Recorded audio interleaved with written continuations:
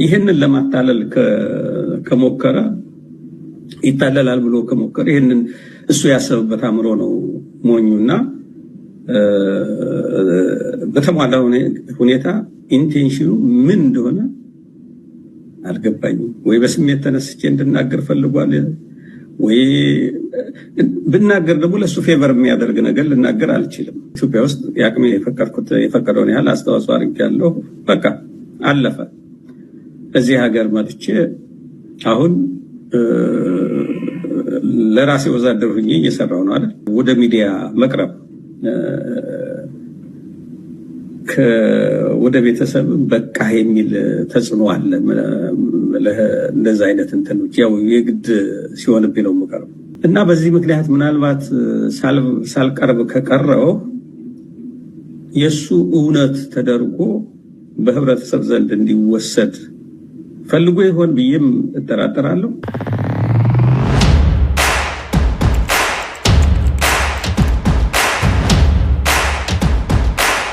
ሰላም ጤና ይስጥልን ውድ ቤተሰቦቻችን እንዴት አላችሁ? ይህ ዘኢትዮጵያ የዩቲዩብ ቻናላችን ነው። ጥላሁን አክሊሉና ማደገፋ ከእናንተ ጋር ቆይታ እናደርጋለን።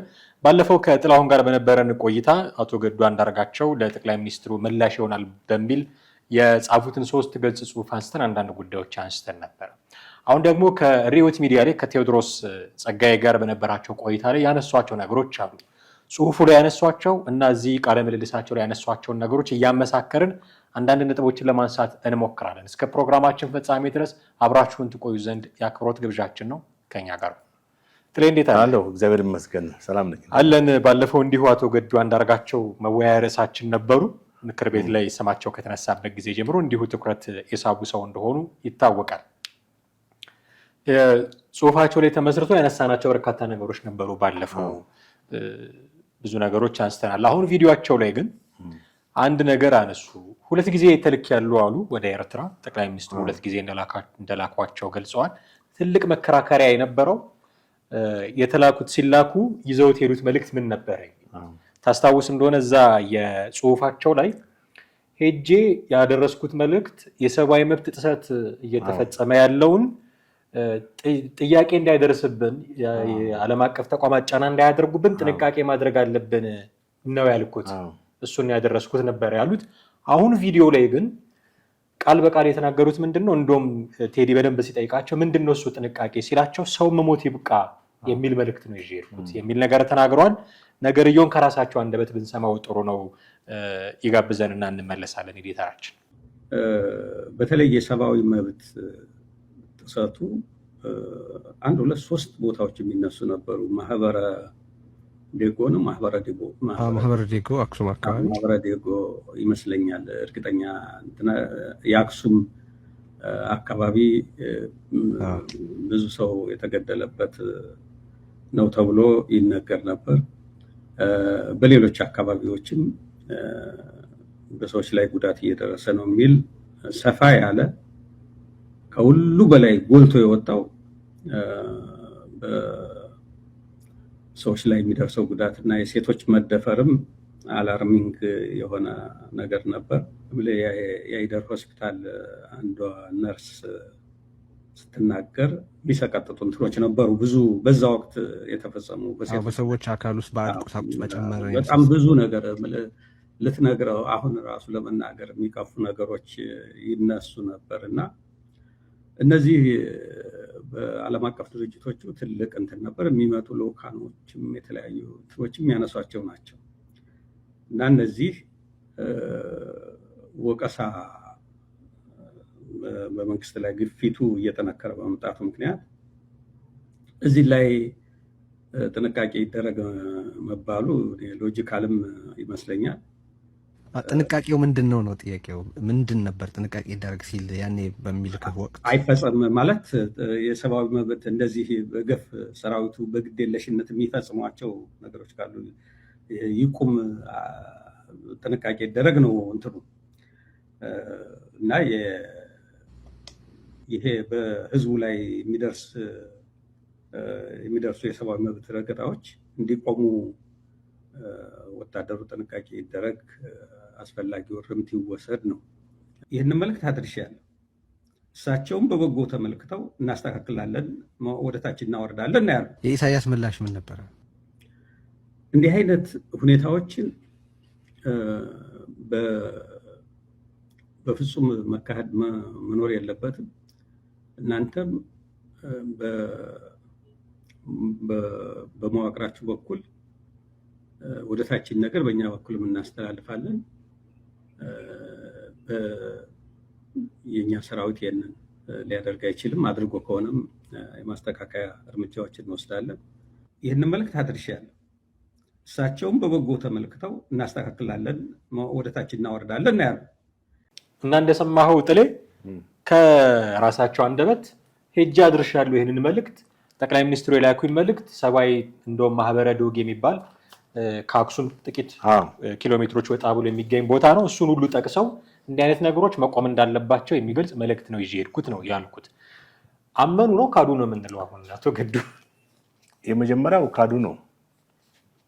በጻፉት ምላሽ ደብዳቤ ላይ እንግዲህ እንደ ካዱ ነው ወይንም እሳቸው ይዘውት የሄዱ ደብዳቤና ጠቅላይ ሚኒስትሩ የተናገሩት በፓርላማ ላይ ባለፈው ጥር 29 አካባቢ ያቀረቡት ምስክር መሆን ይችላሉ ብሎ የጠቀሷቸው አቶ ገዱ እና ለዛ ምላሽ ሰጥተዋል። እንግዲህ በዛ ምላሽ ላይ በዋነኛነት ወደ ኤርትራ የሄዱት ስለ ድሉ ማለትም የህወሓትን ሰራዊት በጋራ ሆነን ድል አድርገናል የሚለውን ነው መልእክት ነው አንደኛ።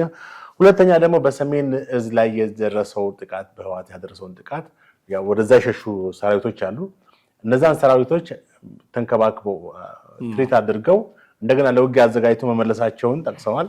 ይህም ከጠቅላይ ሚኒስትሩ የወሰድኩት የምስጋና እንትን ነው ብለዋል። ሶስተኛ የሰብአዊ መብት ሁኔታን አስመልክቶ ነው። የሰብአዊ መብት ሁኔታን ማለት የወያኔ ደጋፊ ነው ያሉት። የወያኔ ደጋፊ የሆኑ አንዳንድ ዓለም አቀፍ ተቋማት እና ሀገራት በጦርነቱ ብዙ የሰብአዊ መብት ጥሰት እየከሰሱ ነው። ስለዚህ በዚህ ጉዳይ ጥንቃቄ ያስፈልጋል የሚል ነው። ይህን ያለ ሆኖ እንግዲህ በጣም እሳቸው እንደውም ብዙ የተናገሩት የትግራይን ህዝብ ይቅርታ መጠየቅ አለበት። የትግራይን ህዝብ እሳቸው ጠቅላይ ሚኒስትሩ ማለት ነው ከዚህ በኋላ እንዳይነሳ አድርገን አድቅቀነዋል እንዳሉ ብዙ ነገር ብቻ ከባድ ነው። እሳቸው መጀመሪያ ላይ በደብዳቤ ላይ የጻፉት ደብዳቤ ከዛ በኋላ ግን አሁን ትናንትና ከትናንት ወዲያ በሪዮት ሚዲያ ላይ ቀርበው እንደተናገሩት በትክክል ጠቅላይ ሚኒስትሩ ከተናገሩት ጋር የሚመሳሰል ንግግር ነው። ይሄውም በሰው ላይ የሚደርስ ጥቃት ይቁም፣ የሴቶች መደፈር ይቁም። ይሄን የሚፈጽመው ማለት የኤርትራ መንግስት ነው። ስለዚህ ይዘውት ሄዱ መልእክት ይሄ ነበር ማለት ነው። ለምን መካድ አስፈለጋቸው? ከታዲያ መጀመሪያውንስ አሁን ወይንስ የመጀመሪያ የጻፉትን አላወቁትም? አንዳንድ ሰዎች እሳቸው አልጻፉትም የሚል ግምት እየወሰዱ ነው።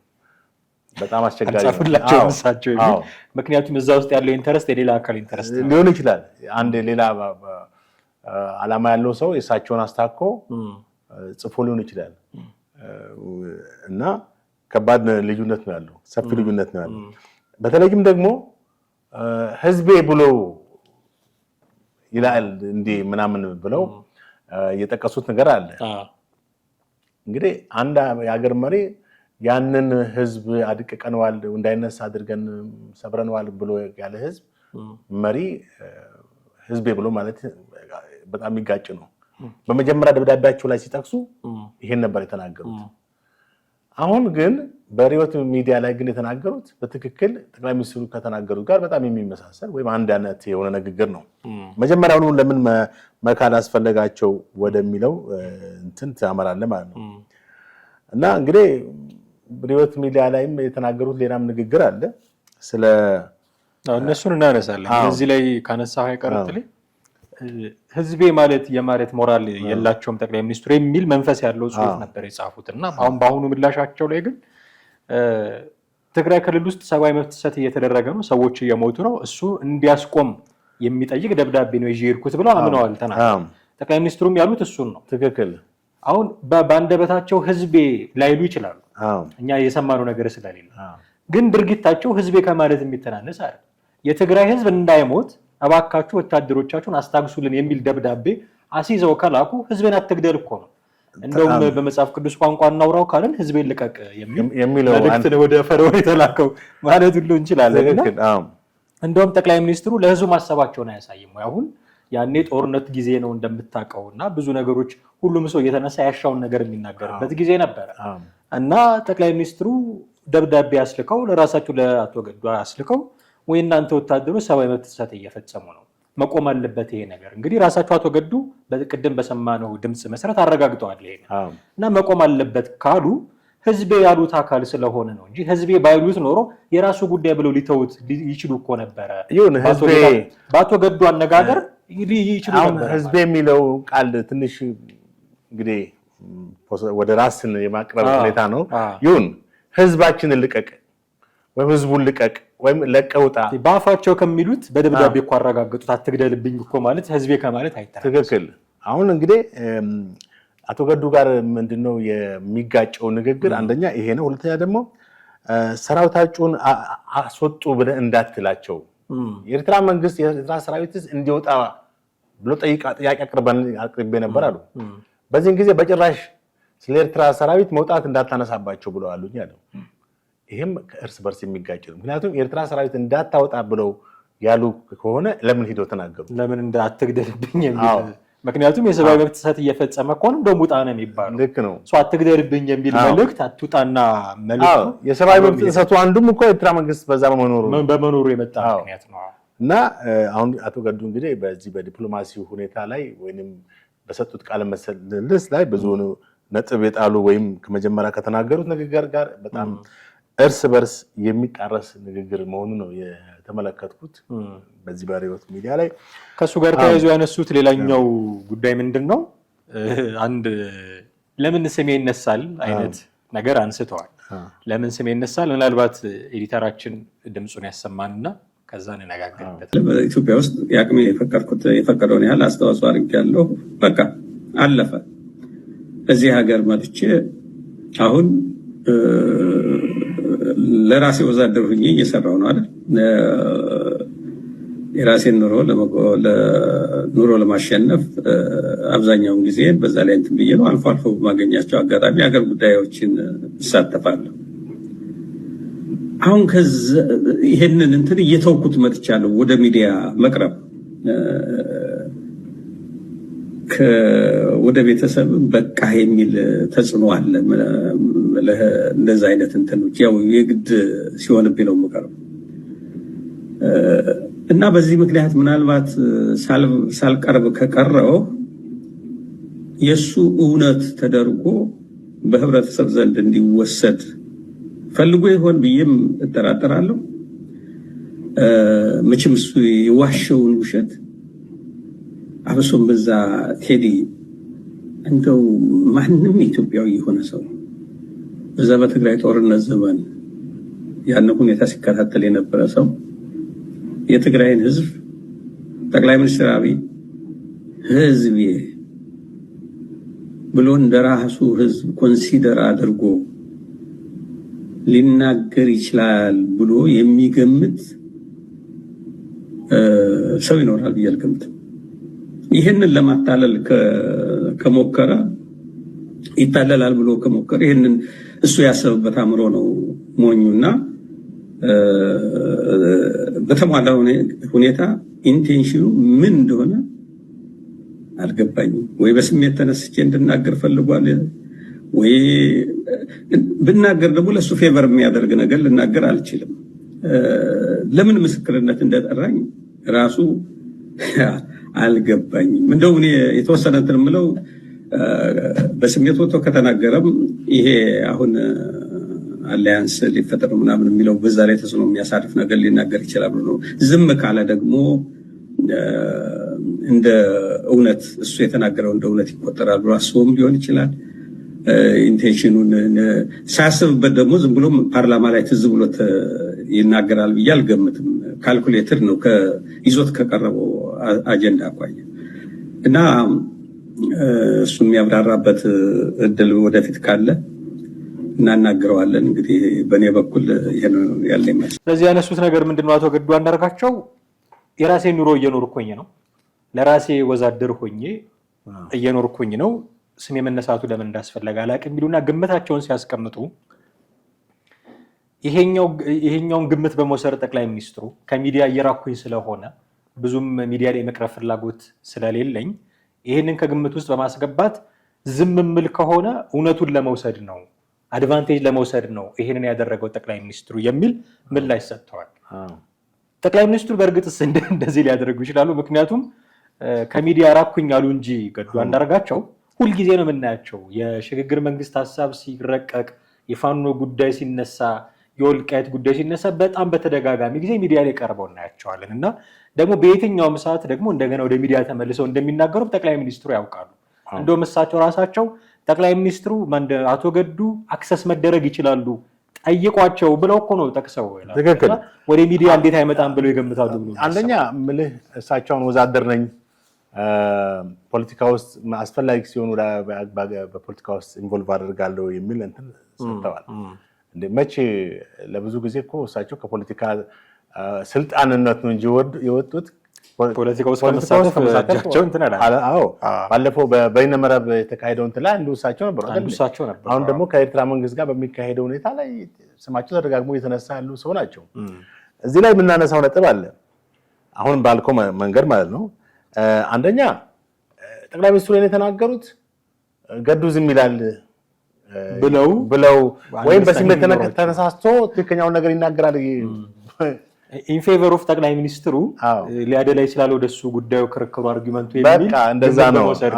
እና በተጨማሪም ደግሞ ጠቅላይ ሚኒስትሩ የራሱን እንትን ማለትም ይሄን በመናገራቸው የህዝቡን ትኩረት ወደ ራሳቸው የመሳብ ሁኔታ ነው የሚል ነው ያነሱ። ተመልከት አቶ ገዱ ዶክተር ገዱም ናቸው መሰለኝ ዶክተራት በሉኝ የሚል እንትን በምን ትምህርት እንደሆነ ባላቅም ኤኒዌይስ መጠሪያ አይደለም። እሺ ስላልሆነ አቶ ገዱ ይያል አቶ ገዱ እንበል እና የኤርትራ በዚህ በደብዳቤያቸው ላይ ስለ ኤርትራ መንግስት አልጻፉም።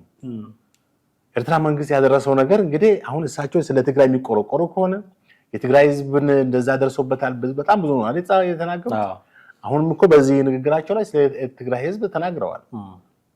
ቁርሾ መጣል የለበትም ምናምን የሚል ንግግር ገልጸዋል።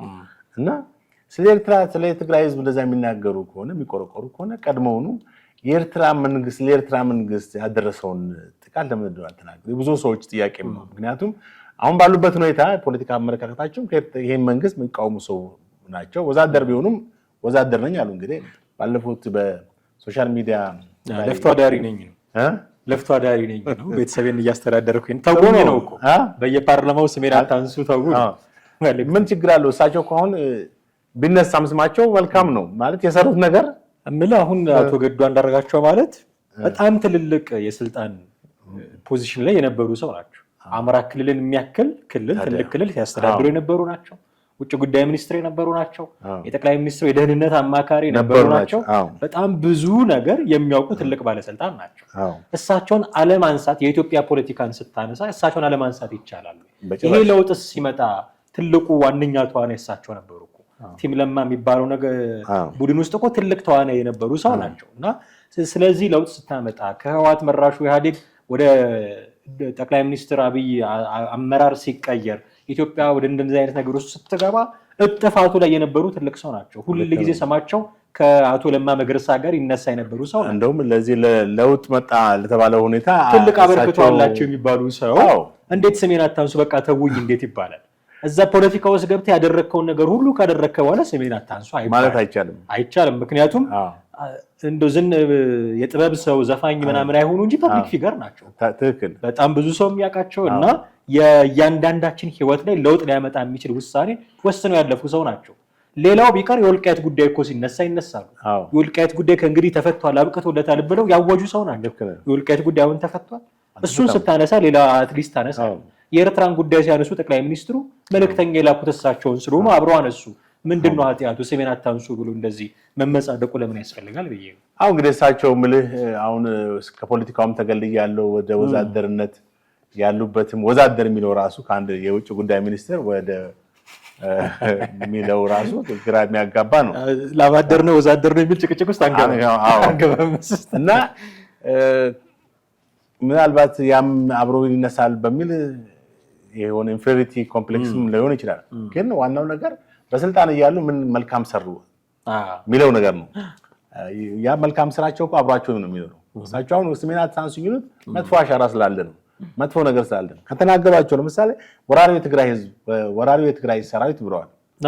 እንደዚህ እንዳይሉ ተብለው ሁሉ ተናግረው ተጠይቀው ነበር አይደል? ለምንድን ነው እንደዚህ እንደ አንዳንዶች እንዲህ ስል ከጣሊያን የከፋ አይነት ንግግር ነው የተናገሩት። ከጣሊያን ጋር አነጻጽረው ነው የተናገሩት። ስለዚህ አሁን ደርሰው እሳቸው ለትግራይ ህዝብ ተቆርቋሪ፣ ለትግራይ ማህበረሰብ እንደዚህ የሚል ምላሽ መስጠታቸው ምልህ እንትን የሚል አይደለም። ከዛ አንጻር እሳቸው አሁን በዚህ ባሉበት ሁኔታ አሁንም እኮ ከፖለቲካ ወጣ ቢሉም በአንደበታቸው ተናገሩት እንጂ እንደው ራቅ አልኩኝ ገለል አልኩኝ አሉ እንጂ ንቅናቄዎቻቸውን ስናይ እንደዛ አይደለም። እዚሁ ቪዲዮአቸው ላይ እንደው የሱ ውሸት እሱ የዋሸውን ውሸት ለመሸፈን ነው እኔን የጠራኝ አይነት የቱ ነው ውሸት የሚለው አሁን ጥያቄ ቢጠየቁ የቱ ነው ውሸት የሚሉት? ምክንያቱም እሳቸው በመጀመሪያ ደረጃ የብዙ ሰው መነጋገሪያ የሆነው ጠቅላይ ሚኒስትሩ ዋሽተዋል ወይስ አልዋሹም የተባለው ወደ ኤርትራ መንግስት ሲልኳቸው የተናገሩት ንግግር ነው። ጠቅላይ ሚኒስትሩ ቅድም አንተ እንዳልከው ጠቅላይ ሚኒስትሩ ፓርላማ የተናገሩትና አሁን አቶ ገዱ በቪዲዮ የተናገሩት ነገር አንድ አይነት ሆነ። የቱ ነው ውሸት? ጠቅላይ ሚኒስትሩ ዋሽተዋል የሚሉት እዚህ ንግግራቸው ላይ የቱ ነው ውሸት? ይሄንን ብሎኝ ይሄንን አለ ብለው እኮ እንደገና ውሸቱን ሊለዩልን ብለ አልቻሉም። የቱ ነው ውሸት የሚለው ማስረዳት የእሳቸው በርደን ነው የሚሆነው። ትክክል። አሁንም እሳቸውም የተናገሩት እኮ ጠቅላይ ሚኒስትሩ የተናገሩትን ነው ደግሞ የነገሩት። ህዝብ የሚለው ቃል ብቻ ነው የተለወጠው እንጂ አትግደልብኝ የሚለውን ነገር ራሳቸውም ተናግረውታል። እና እርስ በርስ የሚጋጭ ንግግር ነው ባጭሩ የተናገሩት ለማለት ይቻላል።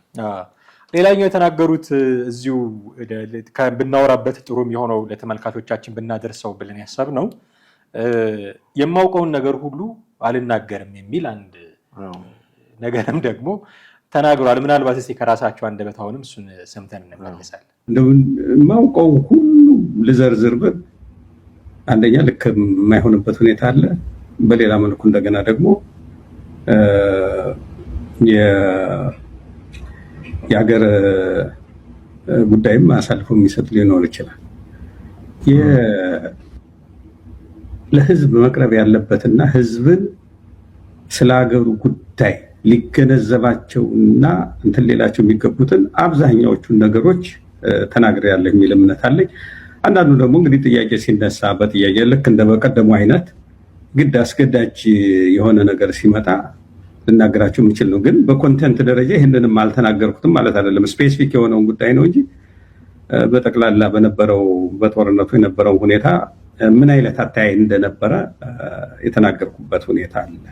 እንግዲህ እንደሰማው የማውቀውን ሁሉ አልናገርም፣ ሀገርን ጉዳት ላይ የሚጥል ነገር አልናገርም፣ ለህዝብ መቅረብ ያለበትን ብቻ ነው የማቀርበው እንጂ ሁሉንም ብናገር የሀገር ጥቅም ሊጎዳ ይችላል የሚል ነገር ተናግሯል። እኔ እዚህ ላይ ጥያቄ ጥሩ ነው መጠንቀቁ፣ ለሀገር ጥቅም መጠንቀቁ፣ የሚያውቁትን ሁሉ መናገር አለመፈለጋቸው እንደው ከበሳል ፖለቲከኛ የምትጠብቀው ጥሩ ነገር ነው።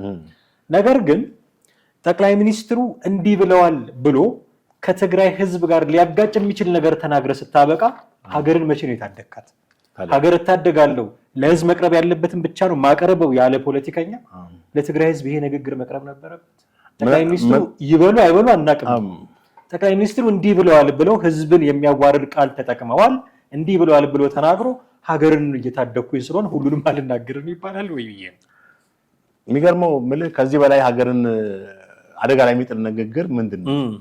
እና ከዚህ በላይ ሀገርን አደጋ ላይ የሚጥል ንግግር አለ ወይ?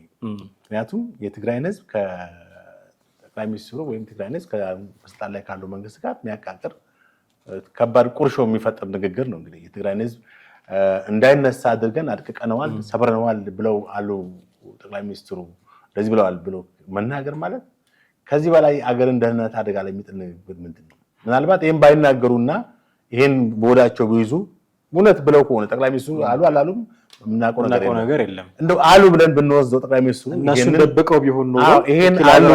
ይሄ እንግዲህ ኦፊሻሊ የማይነገር እንትን ነው። ፐርሰናሊ ነው የነገሯቸው አይደለ? ከስብሰባ በኋላ ነው አይደለ? እንደዛ ለገምገማውን እንደዛ ያለኛል። ገምገማ ማለት የትግራይ ህዝብ ከማንም ወገን አይደለም። የትግራይ ህዝብ አንደኛ ህወሓት ተመልሶ ህወሓት ላይ ወደ ህወሓት እንትን እንዳይል ህወሓት ከተሸነፈ በኋላ ማለት ነው ጥንቃቄ ማድረግ አለብን። ህዝቡን ሰላምና መረጋጋት መፍጠር አለብን በትግራይ ውስጥ እና ምን እናድርግ የሚል ጥያቄ ነው ያቀረቡት። አይ ከዚህ በኋላ የትግራይ ህዝብ ለዚህ ጥያቄ ግን ይሄ መልስ ይሰጣል ወይ? አሁን እኮ እሳቸው በጣም ብዙ ስህተቶችን ከጻፉት የመጀመሪያው ደብዳቤ ራሱ እኮ ስህተት ታገኝበታለህ። ለዚህ ጥያቄ ጠቅላይ ሚኒስትሩ የመለሱት ምላሽ አድቅቀነዋል። አንተ የሆነ ነገር እንደምናደራችሁ ሲባል ምን አባ ከገባ እንደማለት እኮ አልማዝ መቼ መጣሽ በመኪና አይነት ነገር እንደዛ አይነት ነገር ነው። ገባ የትግራይ ህዝብ ሰላማዊ እንትኑ እንዲቀጥል ማለት ብለው ነው ያቀረቡት። የትግራይ ህዝብ አመፀ እኮ አይደለም ያሉት። የትግራይ ህዝብ ከዚህ በኋላ በጣም አደገኛ ነገር ውስጥ ነው ወይም እኛን ሊቃወም ይችላል ብሎ አይደለም ያቀረቡት። የትግራይ ህዝብ አሁን ከማንም ወገን አይደለም፣ ከህዋትም አይደለም፣ ከኛም አይደለም ማለት ነው። ስለዚህ ህዝቡ ሰላማዊ እንትኑ እንዲቀጥል በተረጋግቶ ሰላማዊ ህይወት እንዲኖር ምን ማድረግ አለብን? ጥንቃቄ ልናደርግ አይገባም ወይ የሚል ፖዚቲቭ እንትን ነው አርጊውመንት ነው። ከዛ በኋላ እሳቸው የመሰጡት ምላሽ ብለው እንግዲህ ያሉት አቶ ገዱ አድቅቀነዋል የትግራይን ህዝብ ብለዋል እንጂ ጠቅላይ ሚኒስትሩ ነው ያሉት። ይሄን ለዛኛው መልስ ለዛኛው ጥያቄ ይሄ መልስ ነው ወይ አፕሮፕሪየት መልሱ ይሄ ነው ወይ? ይሄ ምን ይሁን እንድትመረምር ያደርጋል። ከግምት ውስጥ መግባት አለበት ይሄ እና ዞሮ እንግዲህ ይሄን ብለዋል እንኳን ብንል ጠቅላይ ሚኒስትሩ ይሄንን ከመናገር በላይ የሀገርን ደህንነት አደጋ ላይ የሚጥል ነገር የለም እና አቶ ገዱ አሁን እርስ በርስ የሚጣረስ ብቻም ሳይሆን የማይመስልም ነገር from the ground መሰረት የሌለው ነገርም የተናገሩባቸው ሁኔታዎች እንዳሉ ትመለከታለህ። ብሔራዊ ጥቅም ይጎዳል ያሉት ምንድነው ሊሆን የሚችለው ከዚህ በላይ? እሳቸው እንግዲህ ምልህ በኤርትራ በኩል ጦርን አውጣ ብየዋለሁ ነው ያሉት። እሳቸው ይሄንን ሄደው ያሉት ግን ሰብአዊ መብት ስለድሉ ስለምናምን ነው የተባልኩት እንጂ ጦርን አውጣ ስለ ሰብአዊ መብት ሲነገር ዞሮ እዛ ያለው ኤርትራ ሰራዊት ነው። ኤርትራ ሰራዊት እኮ በይበልጥ እኮ እንዲወጣም የተፈለገው ከያደረሰ ካለው ጥቃት አንፃር ነው አይደል? አንደኛ በሉዓላዊ ግዛት ደፍሮ ገብቷል። ከጦርነቱ በፊት ጦርነት ነው እንበል በዛን ጊዜ። ከጦርነቱ በኋላ ግን መውጣት አለበት አይደል እንዴ? በይበልጥ በትግራይ ላይ ያደረሰው ከጦርነቱ አስታኮ ያደረሰው ውድመት በጣም ብዙ ነው። ሰብአዊ ሰዎች ጥቃትን፣ የሴቶች መደፈር፣ መሰረተ ልማቶችን ማውደም፣ መዝረፍ ምናምን ብዙ ነገሮች ተከስተዋል እና ያንን ባስመልክቶ ነው እንግዲህ ጠቅላይ ሚኒስትሩ በፓርላማ የተናገሩት። ይሄን መልእክት አይደለም የወሰድኩት መልእክት ሌላ ነው ብለው ጽሁፉ ላይ በዚህ በሪዮት ሚዲያ ደግሞ ያመኑት ደግሞ ጠቅላይ ሚኒስትሩ ከፓርላማ የትኛውን ገዱ ነው የምናምነው መጀመሪያ ገዱን ነው የምናምነው ጠቅላይ ሚኒስትሩ ነው የምናምነው ብለን ነበር መጀመሪያ ጥያቄያችን። አሁን ደግሞ የትኛውን ገዱ ነው? የደብዳቤውን ገዱ ነው ወይስ አሁን አንተ እንዳልከው የደብዳቤው ገዱ በሌላ ሰው ተጻፈ? በዚያ ሰው ከተጻፈ ታዲያ ለምን በእኔ አልተጻፈም ብለው አልተናገሩም? እኔ በሌላ ሰው ተጻፈ ኢኔሴንስ በሳቸው ስም ወጣባቸው ሳይሆን ሌላ ሰው አረቀቆላቸው ኦኬ ይሄንን አድሚት አደርጋለሁ ብለው ያም እንግዲህ ይሄ ጎስት ራይተር የሚባል እንደዛ ሆኖ ተጽፎ ካልሆነ በስተቀር ፍጹም ተቃራኒ ነው። ወረቀቱ ላይ ይሄን መንግስት አታክ ማድረግ የሚፈልግ አንድ አክቲቪስት ወይም አንድ የሆነ ሰው ጽፎ ሰጥቷቸው ሊሆን ይችላል። እሳቸው በራሳቸው ስም አውጥተውት በቃ አልሆነ አምንበታለሁ ብለው ከዛ በውስጡ ያለውን የሐሳብ መጋጨት ደግሞ አላስተዋሉትም። ዜና አሁን እዛኛው ላይና እዚህ መተው ሲጋጭ ራስም ጽፈውና ሌላ ሰው የሚጽፈው ነገር በጣም ልዩነት አለው። እንድትገምት ያደርጋል። ምክንያቱም ፍጹም የተለያየ ነው። እዛ ላይ ጠቅላይ ሚኒስትሩ እንዲህ አላሉም ብለው ዋሽተዋል ብለው ያሉትን እዚህ መጥተው አመኑት።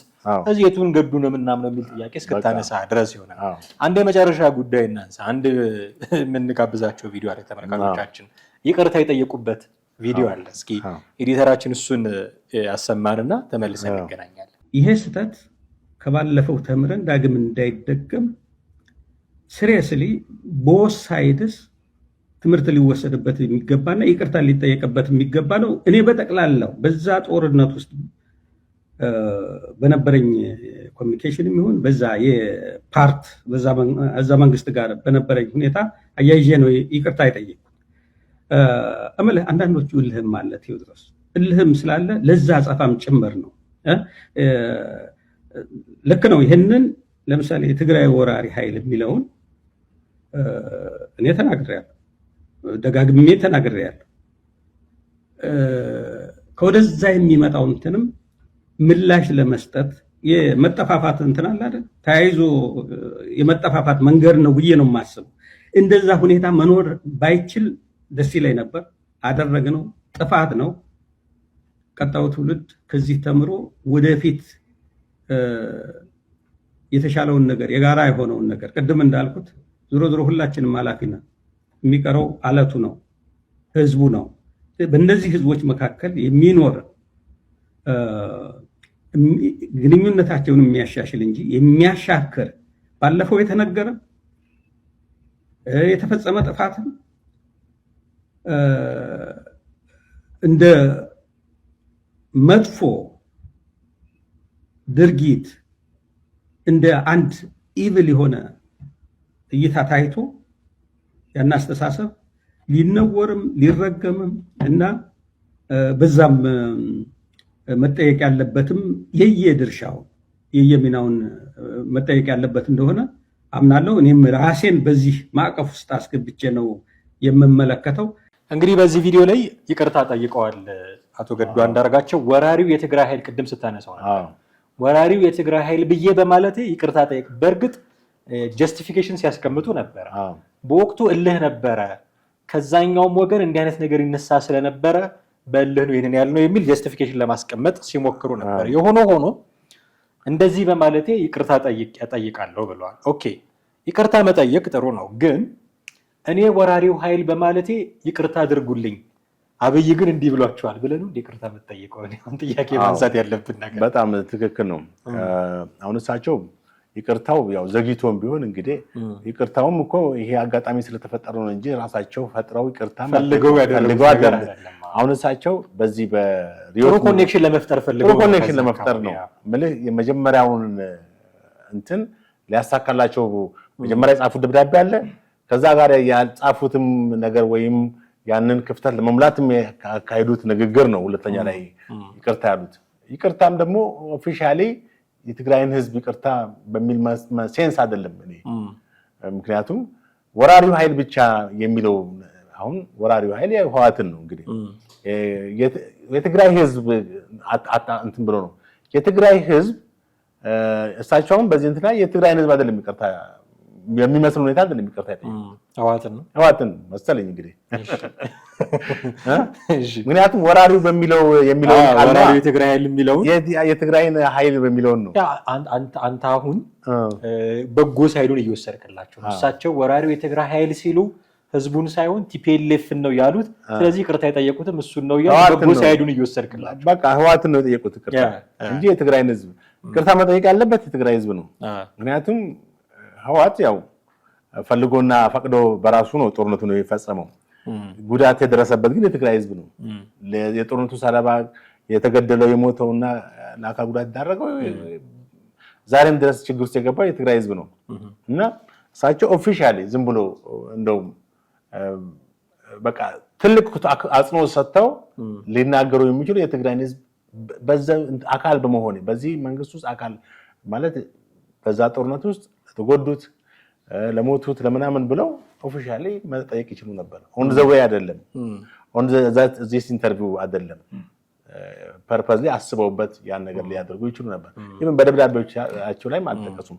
በደብዳቤዎቻቸው ላይ አንተ እንዳልከው ጠቅላይ ሚኒስትሩ እንደዚህ ብሏቸዋል፣ እኔ ግን ይቅርታ ጠይቃለሁ ነው የሚመስለው። እሱ እንደዚህ ያደረገ እኔ ግን ይቅርታ ጠይቃለሁ የማይሆን ነገር ነው። ምክንያቱም ኦኬ ያ ትክክልም ሆነ ትክክል አይደለም በዛ ስርዓት ውስጥ እሳቸው ነበሩ። አሁን እሳቸው ከዛ ስለወጡ ከደሙ ንጹህ ነኝ ሊሉ አይችሉም። ነበሩበት አይደል እንዴ? አዎ። በውጭ ጉዳይ ሚኒስትርም መጀመሪያ ውስጥ ነበሩበት። ጥቅምት 23 25 ነው የወረዱት። ጥቅምት 5 እሳቸው ወረዱ። ለአንድ ወር ያክል ባዶ ቦታ ነው መሰለኝ በማን እንደተሸፈነ አላውቅም። ህዳር ውስጥ ነው መሰለኝ እንትና አቶ ደመቀ ህዳር 3 አካባቢ 2013 ጠቅላይ ሚኒስትርም የውጭ ጉዳይ ሚኒስትርም ሆኖ ማገልገል ጀመሩ። ምክትል ጠቅላይ ሚኒስትር ማለት ነው። ምክትል ጠቅላይ ሚኒስትርም የውጭ ጉዳይ ሚኒስትር ሆኖ መስራት ጀመሩ እና ኢትዮጵያ እንደውም በአንድ የውጭ ጉዳይ መስሪያ ቤት የሚያክልን ትልቅ ተቋም